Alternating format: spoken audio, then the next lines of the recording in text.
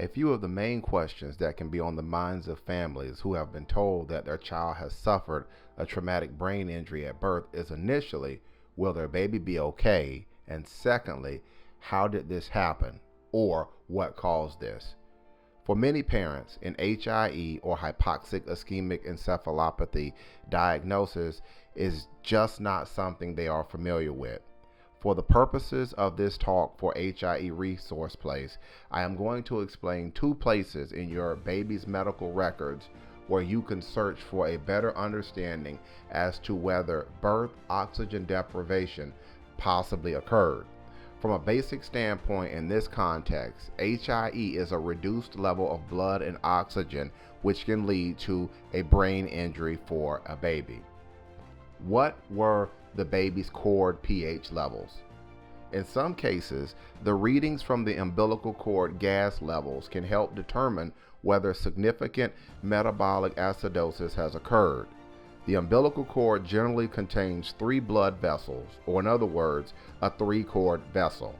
These vessels break down to one large vein which carries oxygenated blood from mom to the baby, and 2 smaller arteries which essentially carries the baby's waste material to the mother. The normal range in general for arterial cord blood pH is between 7.18 to 7.38. In arterial cord pH less than 7.0, and in some cases 7.1, presents a strong suggestion that metabolic acidosis has occurred. Metabolic acidosis suggests a higher risk of HIE due to the possibility of asphyxia at the moment of birth. What were the APGAR scores? Another clue as to birth oxygen deprivation can come in the form of APGAR scoring.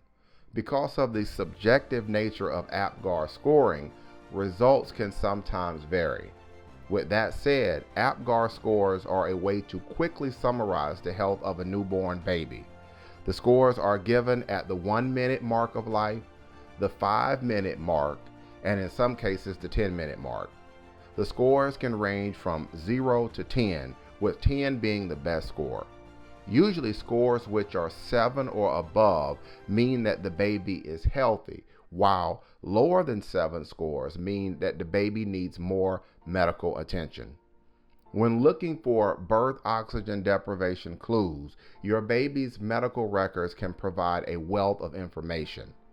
Requesting baby and mom's records can help you and your family get a clearer picture as to what may have happened during labor and delivery.